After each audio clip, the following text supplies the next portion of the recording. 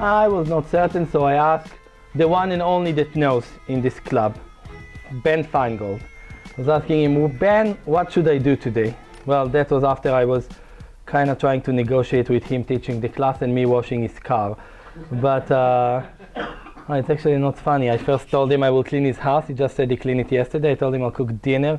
He said he did it an hour ago, so it was the car lift. But from that ridiculous conversation, that actually exactly that how it took place, Ben said, well, if he was doing it, he would do games of Gashimov. And I thought that that's actually a great idea. So that's what I think we'll do for both classes. So who is Gashimov? I know that not everyone knew who he was up until a week ago, and it's kind of tragic that such a great player has to, well, not nice, die in very tragic situation for people to know him. But he was, well, just first of all, like someone that looks like a, I never met him, never spoke, but everyone said that he was the nicest person, very young, like 27 and a bit, 27, less than 28, that he just passed away. At some point, I think he was player number 6 at the very peak, and hasn't played chess in the last 2 years. He actually died from brain tumor. He had like for 2 years brain tumor, and like it was discovered like being in hospitals a lot. And I think the best that, well, tiny bit we can do in our classes today is just tiny bit to honor him. So let's start with some games. I mean, okay, we're going to see games that he beat Kramnik, that he beat Carlsen, so not really that bad player.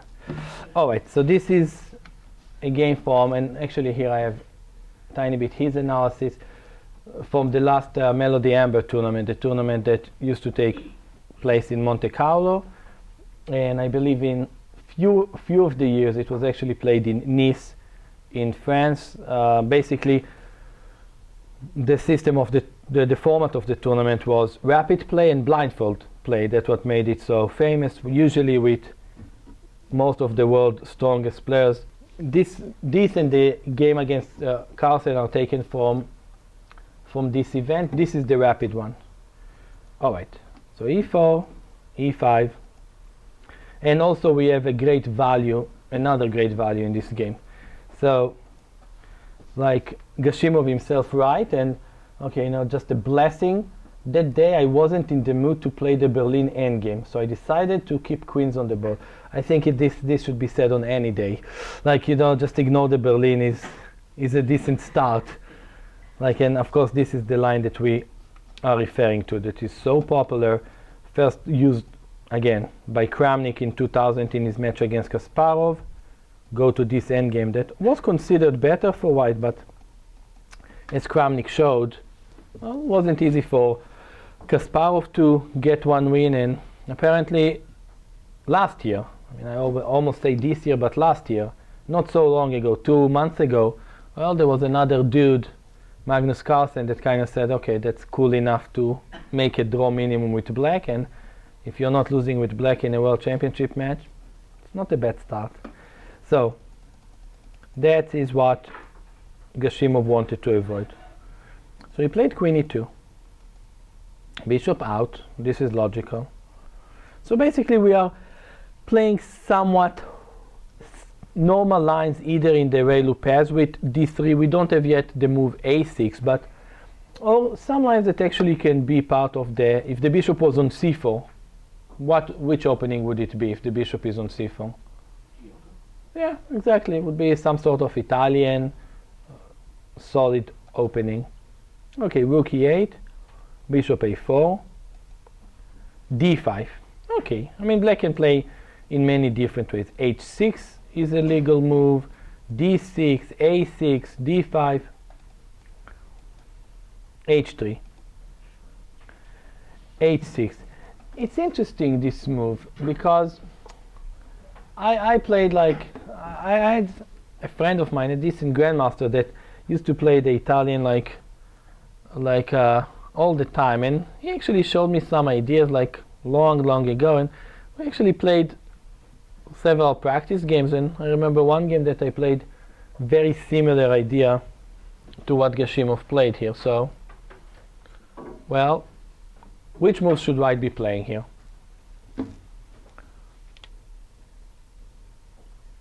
Bishop e3. Bishop e3. Yeah, I think if bishop e3,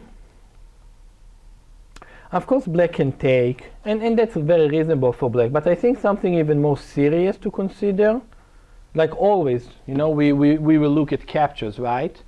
So what happens if black just capture on e4 first?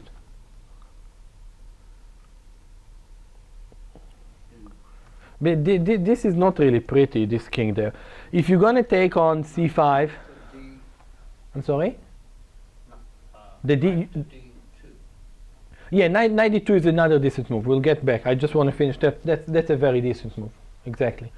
I mean, this is trouble for. I mean, okay, actually horrible for white, because he's just lost here. I mean, with the rook aiming at the king, and okay, pawn take. Don't try this at home. Like, no, just down. So, and if pawn take, just losing a pawn, for example. Yeah, knight bd2 is a reasonable move. Very reasonable move. Knight bd2. I think that some move that might be, at least a serious move that black might consider here might be knight to h5, just aiming to f4. Like tiny bit, this queen on e2 and the king like developing, you know, no castle yet.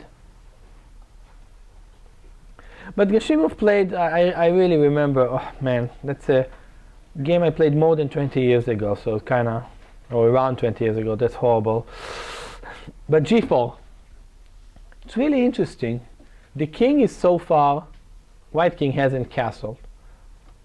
And black played this move. I mean, this example, I think, is a very interesting proof to the fact that if someone is attacking you on a side of the board, like, be careful about pushing pawns on that side, because the more that you push pawns, well, it's easier for the pawns to touch one another, and what happens is, well, files are going to get open, and black king might be under attack on the g file, for example. So g4 is a decent idea, or like Gashimov wrote, time to go. Okay. Kramnik played knight to h7, which, okay, somewhat logical. Knight bd2. Bishop d7. So what is his idea? If take, okay, this is really serious. We are not going to ignore the e file. And for example, after take, just take, and the material is equal, but white is just in, well, white is maybe just lost. Like the d5 pawn is going to fall. No, but okay, that's what happens when the king is in the center. One has to be extremely careful not to open the position. So bishop b3. Okay, black, I can understand why black doesn't want to take. He doesn't want to open this diagonal, and I think that white will just take with the knight and then like make effort as quickly as possible. I mean, it's kind of very interesting position. I mean, we will see that Gashimov is very original player with many just interesting ideas. I mean, Ben suggested before, he said like, okay, his game against Grishuk. Actually, I showed this game when we, like I think about 2 months ago, when we discussed king marching in the, you remember, Isabel? Yeah, very good. Well, someone remembers. That's cool. But Gashimov was on the wrong side of this game. Still, it's an amazing game, but no. Today we'll show his glory. But this is very dangerous. Okay, the threat is g6. I mean, okay, and like just white has like some super serious attack, and as long as the e file is closed, well, white looks just happy here. White just seems happy. All right. So bishop e6 was played by Kramnik. All right. And knight e4. Okay, done. Exclamation point according to Gashimov. Okay, got his knight there, he's happy. Oh, Ben. Who, me? You're the... Can you start over? I tried to hold him as much as I could. You said you're going to be here 5 minutes after. I did that once in the car once. Yeah. Were you listening to the lecture from the car? Yeah. Excellent. All right.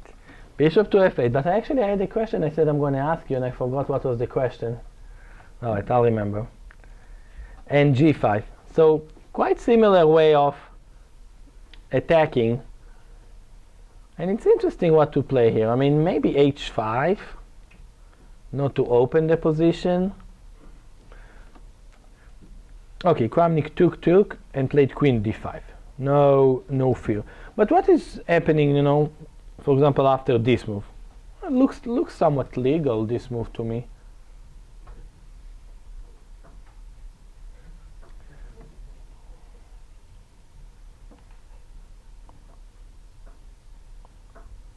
Yeah, Kramnik played it a move after, and I'm not so certain about this move a move after.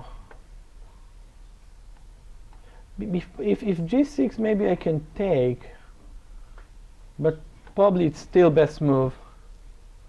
Yeah, I think this is reasonable, but maybe white should play. Oh, let's say take, and then h5. What would you play here, Ben? Whatever you play, I play here. What's that? Well, whatever you play. You gotta play g6 and then I'll ban you. Well said. Couldn't said it better myself. Play g6 and g1. Uh-huh. You see? Yeah, the game was very similar to that. Right, and g6 is weak, the g5 is out there. I mean, yeah, if white is not... I think, for example, if black will get one extra move and black play g6, no problems, right? I mean, the knight here is not pretty, but white has no attack at all, 0, and where is he going to castle? No, I don't know. That's not going to be that great. No, g6 is principle. The game was very similar, and I like this rook g. By the way, this brave computer is somehow thinking this is possible. Yeah, I know, like, looks so... Actually, even Gashimov analyzed this. He mentioned this line. Like, for example, if take, I just want to play this move.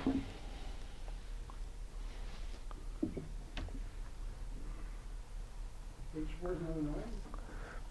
Yeah, h4 is this.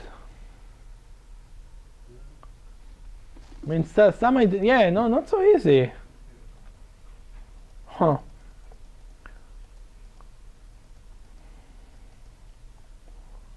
Yeah, I think that queen d5 immediately I don't like. Alright, h5. So, listening to Ben, one move has to be played, g6. And take. No, black's main problem is this one. I mean, like, if this knight cannot be touched, then no, white is for certain okay. But also question how to continue the attack here for white. That's also a big question. Like, I'm just looking at the position and okay, let's think together. What after such a move? Like, let's say rook a d8, which is super logical.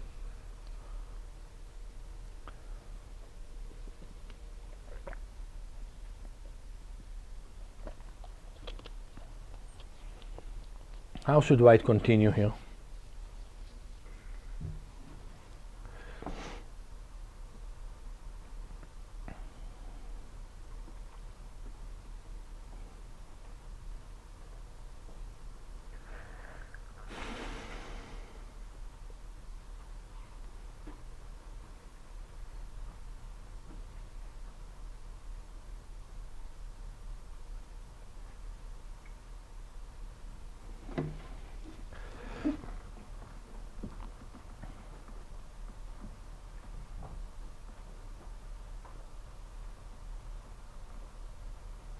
Any thoughts? Yes. Knight to g5. Knight to g5 is a decent move, but which one? Don't tell him. Knight One f to that- g5. That's not safe. Well, I mean, the position is already, I mean, to say now not safe is already too late. Like, we should have said it before g4. Like, okay, after g4, that's it. Like, no safe is out of the vocabulary in this position. But if captured, then bishop takes. Takes Rook. You're gonna give Ben a heart attack. Well, if capture, what is white gonna play? But by the way, bishop take is actually quite good, but there's maybe a better move. By the way, very good, but a better move. Grace, any thoughts? No, the knight f6. Knight f6. That's excellent. You got approval. Alrighty. No, I was thinking about this, and then this move. Take. So scary here, but oh my gosh, I'm so stupid, Ben. Like, I'm thinking about something like this, and okay, I cannot see any continuation checks and so on, but just take, right? That's incredible. Yeah, I mean, like, for some reason, knight f6 is first. It's a check. It looks pretty, but impossible to touch this king, and black king is not very happy here. Actually, yeah, it's quite. It's very close to checkmate here. Very close to checkmate. Yeah, so knight fg5. I mean, I think this is just completely lost after this. I mean, let's see. After rook a d8, if there's anything. Yeah, knight fg5 plus 5. That's not bad, right? Yeah, I mean, cannot even see. It seems like more of a Gashimov position than a Kramnik position. Yeah, I mean, yeah. I mean, how would you do? I mean, Gashimov, what is style? Like something like Mamederov, right? Yeah, I mean, like tactical, dynamic position, like all the time. I like creative ideas.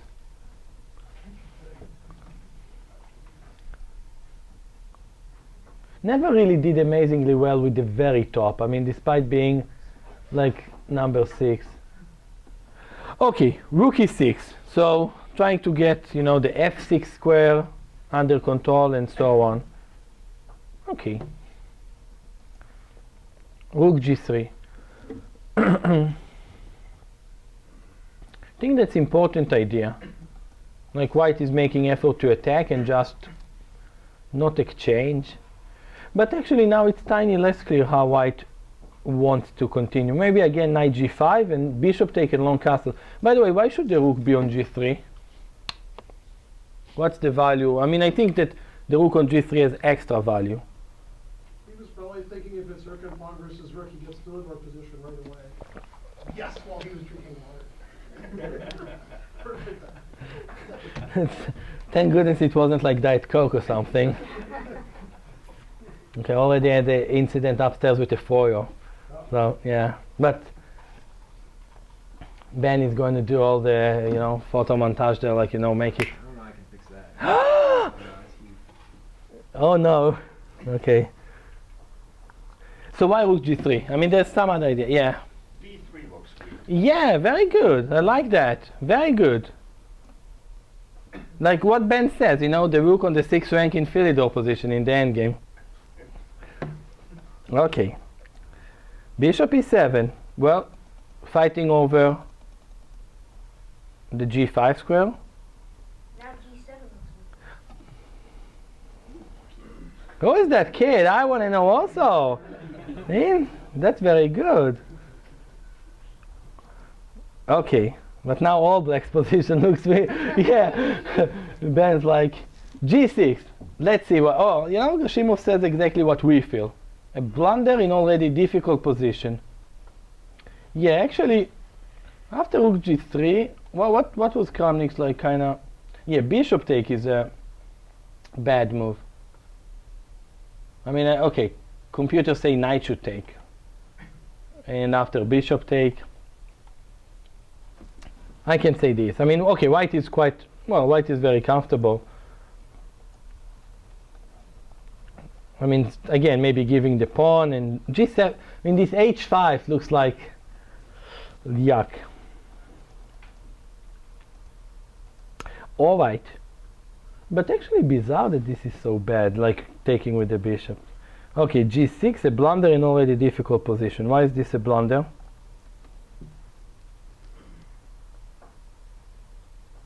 Why is this a blunder? Yeah, Kramnik actually misses those things, you know? Let's see if someone can find a way for white to win, including you, Ben.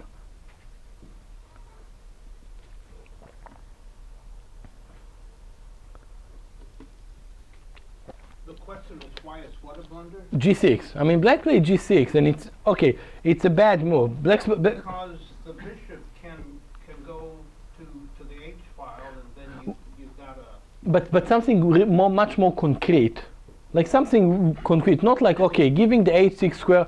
Maybe strategically you're right. Okay, black should not give the square. But when we say blunder, usually it means black is going to pay material immediately. Like immediately, it's going to cost him something. And this is indeed the position. Why? Bishop f6. I was thinking about it, but then I didn't understand why it's a reasonable move at all. So I just rejected it. Was first move I was thinking, and C4? huh? Would it be pawn C4? And what's the idea of c4? Tagging the queen as the queen moves. To d7? Yeah. Then what? Um, Yeah. Come on, one more move. Ben is shaking his head. Yes. At the beginning it was c4, giving the d4 square. Then that's exactly what was played. The queen, okay, it can go. The queen can go to d4, but I think then just bishop e3 and capture or some stuff like that. And if the queen goes to d7, knight c5. Excellent job. Something like that. That's okay. And black just went on. White just went on to win. Here. Now this square doesn't look so pretty. Bishop e3. Covering this square is really important. And next, just castle and going to the g file seems almost automatic. Let's see. All right. Queen f5. Why he didn't take? I'm not even certain. Maybe he had no power for some knight before or all those. I don't know. Just didn't want to give any counterplay. Taking the queen and targeting this pawn. Knight d4 is of course impossible. So yeah, targeting this pawn is very attractive. Queen e4. Like black has just too many weaknesses and he has nothing to show for it. I mean, he's down material and under attack. Okay.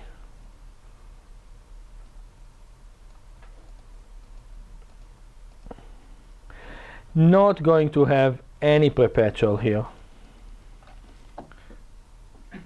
So that's quite a cool game. I mean, okay, it's a rapid game, but still, like, very original idea, or at least not your standard idea. h3, g4, keeping the king in the center. White only castled on move 26. Was the first time that one white castled, but he was already won.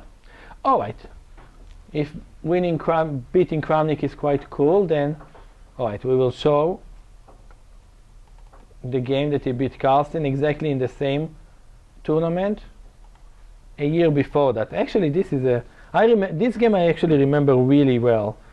That was a extremely cool game. You remember this one, Ben? We did mention the Berlin, and we mentioned Carlsen with the Berlin, and well, Kramnik. So yeah, it's just horrible, this thing. All right. This looks like a blindfold game. Yes. They think I'm kidding too. No, the B stands for ban and stands for blindfold. So, right? So, that's a blindfold game. But you know, that's amazing how those players play blindfold. Like, I mean, okay, Karpov here and there blunders his queen, but I mean, some of the really top players like Aronian and Kramnik, Morozevich, they're just amazing. I mean, like they played blindfold maybe not like 2800 normal game, but definitely 2700 and above, like normal level. So yeah, no, they're strong players, too strong actually. Okay, so we will go quickly with this one until some interesting action is going to happen here. What?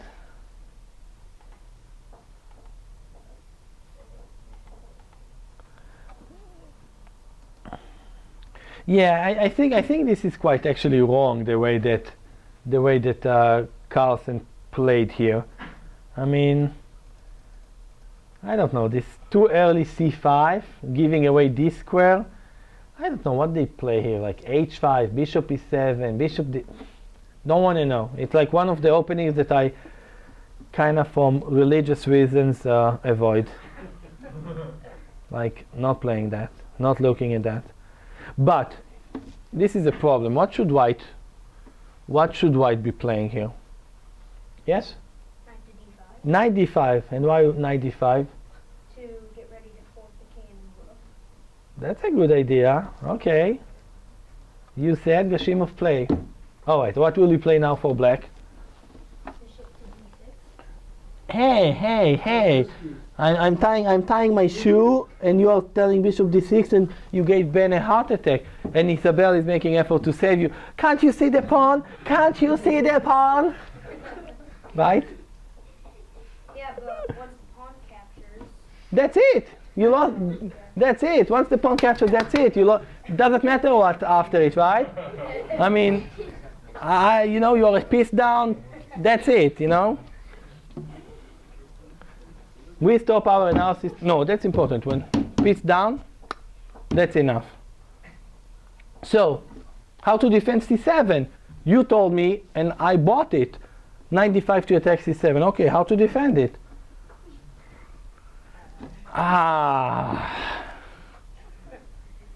then king to protect. Yes, well, how? Who? d7. d7, okay, Not very, the world champion can play that move. You can easily suggest it. Alright. But that's not that great. Okay, knight g5. Once this one. Yeah, just a tiny bit blunder allowing this knight d5, no? Yeah. Okay. King here.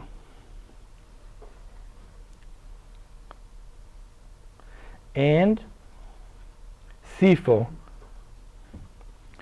Actually, what happens after take? I have no idea. Well, I have idea looking at it now, but I think it's not working, but Bishop to e6. yeah, that's a very good move. I don't want to take with the king. I think I want to play here. That's probably horrible for white, because the knight is going to be trapped, but the important thing is that the bishop is out, so there is no g4.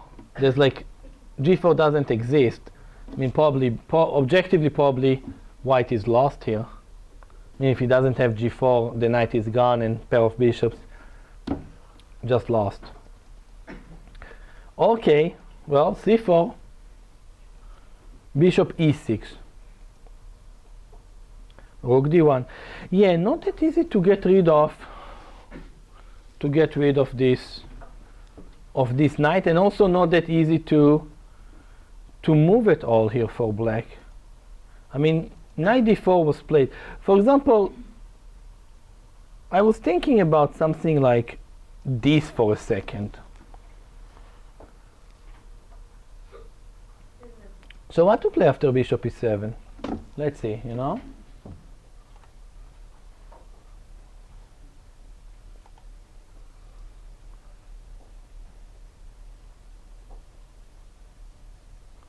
Okay, computer just say rook e8 and then bishop e7.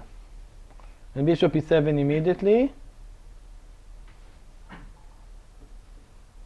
Unbelievable.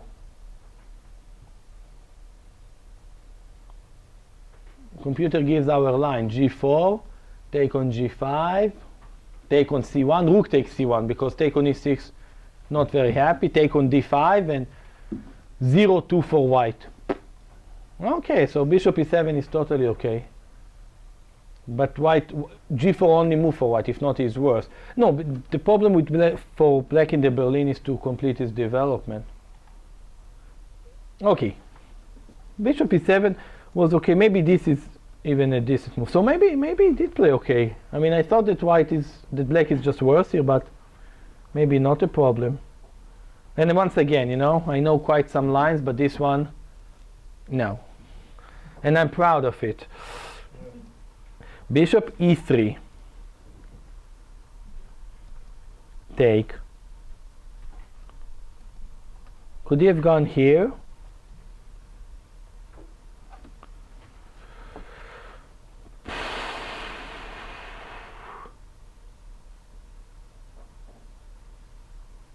Looks legal, no, Ben?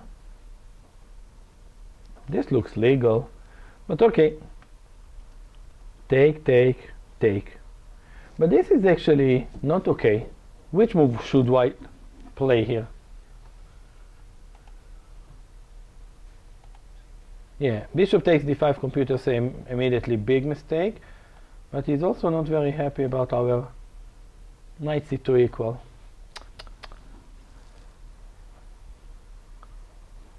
Okay, so knight c2 that we suggested a bit, well, not a bit, much better, but what to play here? I think Carlsen missed that move, just my feeling. You can safely say he didn't see it. He was blinded.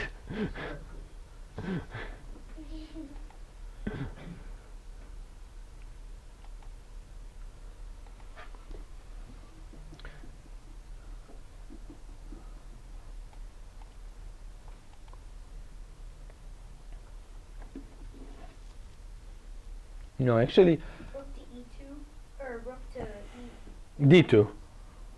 This move? Yeah, to protect e2. But protect e2 from what? Well, I guess he could do that because the rook. But let's say that you could. What do you want? Check on e2? Yeah. And what will happen after this check? No, but here I will be nice. I'll play this move. You will move your king, and I'll move back. Okay, what is check on e2 gonna give black? You play this beautiful, amazing check, and I go. Now what? You have to go back, right? He lost A move. a momentum move. Right, we just has to go back. I mean, we are not scared of checks. Like I say all the time, nobody won a chess game saying, you know, I checked my opponent 10 times, and then, you know, no, you say, I played something and I won material once, right? I forked my opponent and I won a knight and I won the game. Checks by themselves they have no value. Okay, so which move was played here? Actually, really strong move. Yes, Julian? Knight f3. I was thinking about knight f3. Knight f3, but it's not. That was the best move I thought. But no. This move. Okay, move the king, has to move. Pretty much should move the king, has to, wanna. Now bishop takes knight. I agree. Okay, pawn take. And rook. Rook. If king take, maybe we take here. If knight take. And if rook take, okay, don't want any checks, any this. Bishop e7, rook d8. If we will exchange rooks, Ben, who is an endgame specialist, will tell you that black is almost winning. I mean, well, maybe just winning. The e5 pawn is weak, 3 against 2, bishop better than knight. Ugh. You mentioned the king was better. The king, I didn't know that. I gave you the credit in the endgame part. The king, no, like, this is already better for black. But yeah, I was thinking knight f3. Maybe I take with the knight and some activity. I'm pretty certain Carlsen missed white's next move, which is amazing move. Any thoughts? I would never guessed it, so feel easy. What would you play, Ben? Not knight f3. No, f3 was what I was thinking. Yeah, me also. Bishop Well, to f4. but you're a pawn down. You don't want to play that way. By the way, Can you play rook a c1 so you can take the knight and take on c7? you see, Because that would be good for white if you could do that. that's someone with potential. Bishop e7, and now knight f3. The thing is that he wants to fix that pawn. Like, basically, if white can put something on c6, and the prettiest thing to put here would be a knight. If a knight is here, no access for black to d8, this pawn is going nowhere. That's really, really, really pretty for white. Bishop d8. Yeah, this doesn't look pretty. But he has a problem. What is white's threat here? White has quite some serious threats here.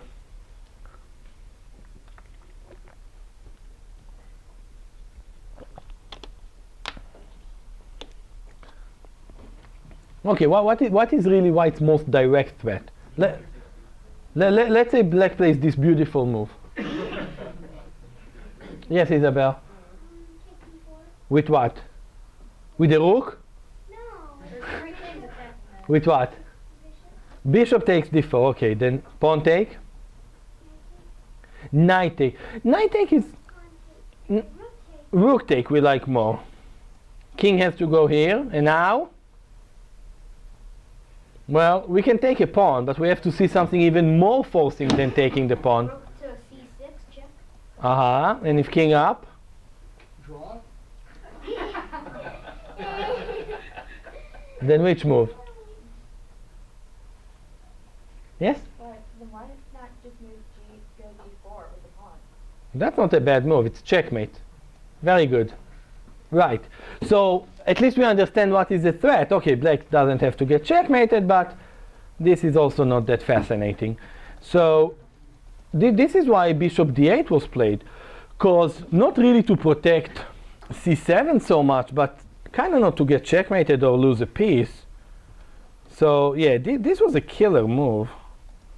But this position,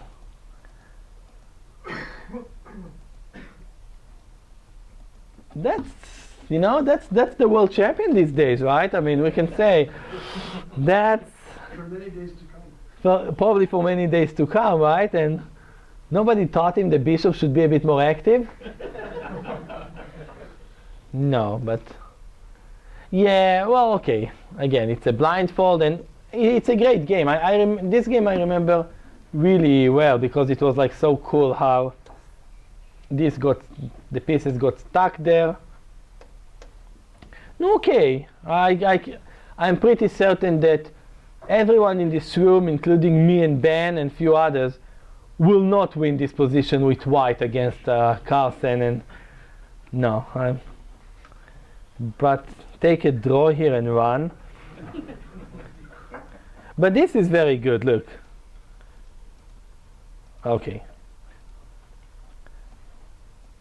Not a very bad idea to put your pawns like this when this is your opponent bishop and everything here is under control. I mean, like, white just controls everything. All the light squares with the pieces, all the dark squares with the pawns, and the c pawn is fixed. I mean, if white actually can make the switch, and for the people that watch Seinfeld, the episode The Switch.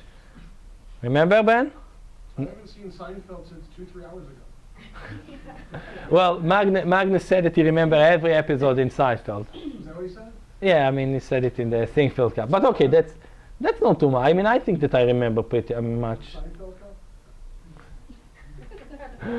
But wouldn't it be amazing, like the Seinfeld show and the Seinfeld Cup?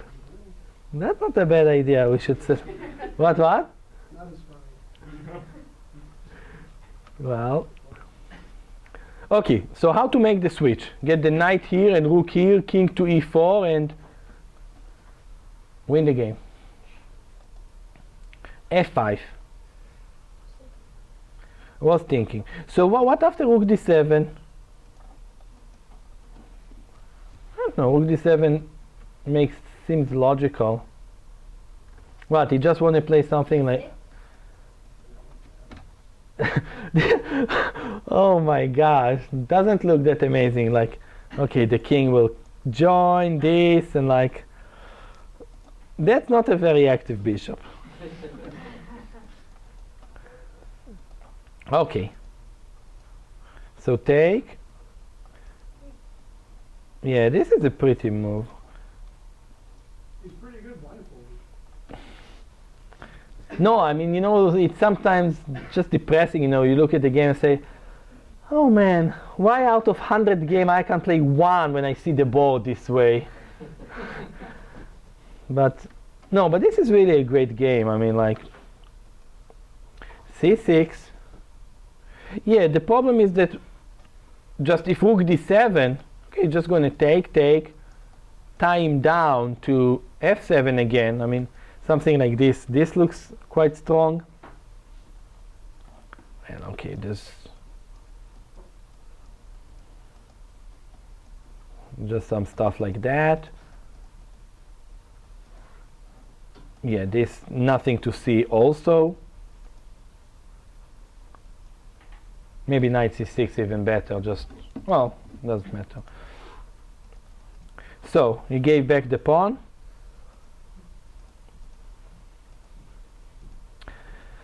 Yeah, take, and this move. Oh, it's probably losing. I mean, well, not probably, I mean, it just seems lost. Yeah, Carlsen many times somehow saves those positions, but maybe not this one, because the king just, I think, just gets to f4, or might get to f4, although if this move, then maybe this is annoying, no?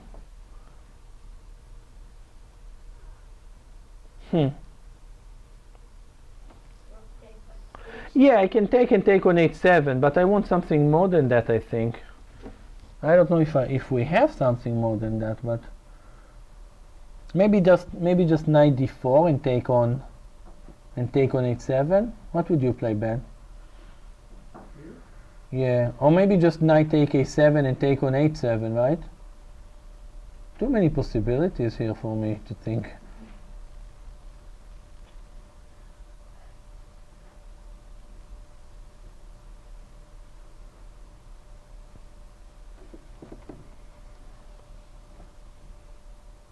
Maybe just take on a7, no?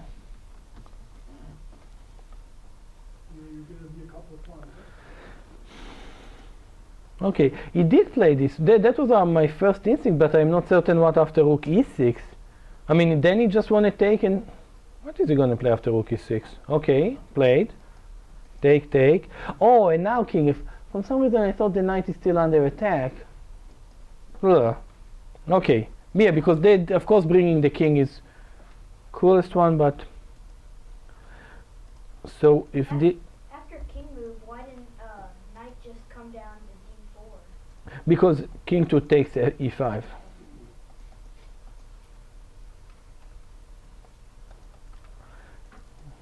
But okay, king d5 here is a move I want to see. What about Fork the king in the pawn. 97? But king e6.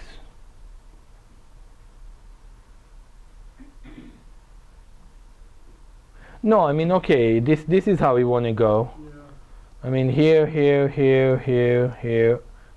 king f5 was silly, just play knight a6. 96? Yeah. Agreed. It wasn't silly, it was just bad. Stupid.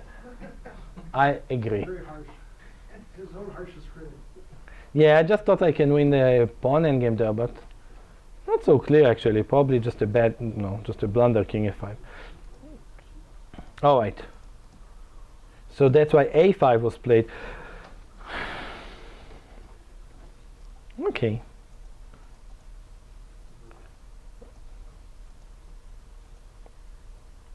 So he likes the king. That's not a, He just take. he got same position that I wanted before, only with like 1 or 2 pawns up. Okay, you know, technicalities. He didn't see king takes knight because it was blindfold. And he resigned. Why did he resign? Because after this, he's going to take the pawn, eliminate black. I mean, don't be seduced by something like that. This is going nowhere. I mean, You don't want to allow this. Just take the pawn and that's it. So that's how easy it is to beat the world champion. And okay, you know, I mean, we've seen 2 games of Gashimov from Melody Amber 2010 and 11, and beating Kramnik and Carlsen, not really very bad players.